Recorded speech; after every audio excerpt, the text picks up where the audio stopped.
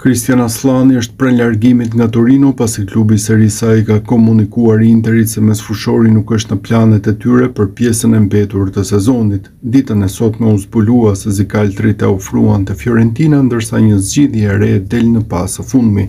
Sport Media se tregon se dyert janë hapur për Aslanin që të kryet një transferim jashtë Italisë. Fakti është se mesfushori shqiptar ka luajtur vetëm në Serie A deri tani. Aslani refuzoi gjatë verës që të largohej nga Italia. Tashmë situata duket më ndryshe dhe dëshirat e tij duket se do kalojnë në plan të dytë.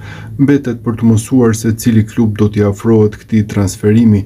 Torino e ka kapur Interin të papërgatitur në këtë moment, ndërsa mendohej se huazimit do t'i shkohej deri në fund. Për këtë zikaltrit nuk kanë pranuar prishjen e huazimit në mënyrë të njëanshme.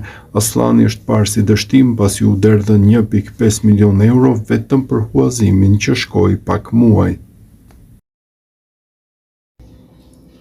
Christian Aslani me sa duket e ka mbyllur me Torinon. Klubi Granata nuk është gati të paguajë në fund të sezonit 11.5 milion euro për kartonin e tij, ndaj po planifikon që ta kthejë përsëri mbrapsht lojtarin tek Interi që e ka në pronësi. Një marrëveshje që nuk është finalizuar, por për të cilën presidenti i Interit Giuseppe Marotta theksoi se mund të ndodhte.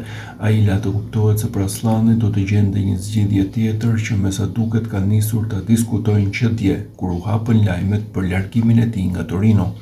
Sipas gazetarit të njohur për merkato në Itali, Nicolo Schira, largimi i tij nga Torino është çështje e kryer dhe tashmë klubi zikaltër ja ka propozuar Aslanin klubit të Fiorentinës.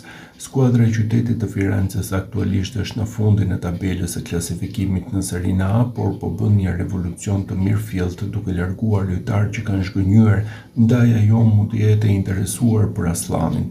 Edhe ky i fundit gjithashtu ka nevojë për një projekt të ri pas dështimit të Torino, duke kërkuar një klub që do të ketë besim te aftësitë e tij plotësisht. Christian Aslani është gjithnjë më shumë pranë largimit nga Torino, ku ishte huazuar në startin e këtij sezoni për t'u kthyer tek Interi, një kthim i përkohshëm për mesfushorin pasi ai nuk ka hapësira në radhët e skuadrës së drejtuar nga Christian Kivu dhe nuk bën pjesë në planet e tij. Këtë e ka bërë të qartë edhe presidenti i Interit Giuseppe Marotta, i cili ndonse nuk ka konfirmuar kthimin me do e mos të mesfushorit shqiptar, ka bërë të qartë se në eventualitetin e një vendimi të tillë do t'i gjendet një sistemim tjetër që ai të vazhdojë të luajë. Ky është një huazim që kemi bërë me Torinon, nuk kemi folur ende, do ta vlerësojmë, ai është një aset i yni dhe duhet të përpiqemi të respektojmë vlerën e lojtarit. Nëse nuk do të ekzistonin kushtet që ai të vazhdojë atje, do të gjejmë një sistemim tjetër, u shpreh Marotta, duke lënë të kuptohet se për lojtarin nuk ka vend aktualisht në radhët e zikaltërve. Aventura e Christian Aslanit në radhët e Torinos mund të mbyllet shumë më shpejt nga sa mendoi. Mesfushori i kombëtares shqiptare duket se nuk ka përmbushur pritshmërinë në klubin e ri ndaj torinezët, po mendojnë të mbyllin marrëveshjen dhe të kthejnë tek Interi futbollistin shqiptar. Lajmin e bën të ditur gazetari Matteo Moretto, një emër i njohur për merkaton dhe njëkohësisht një prej bashkëpunëtorëve të afërt të Fabrizio Romanos. Torino po mendon seriozisht ndërprerjen e parakohshme të huazimit të Christian Aslanit.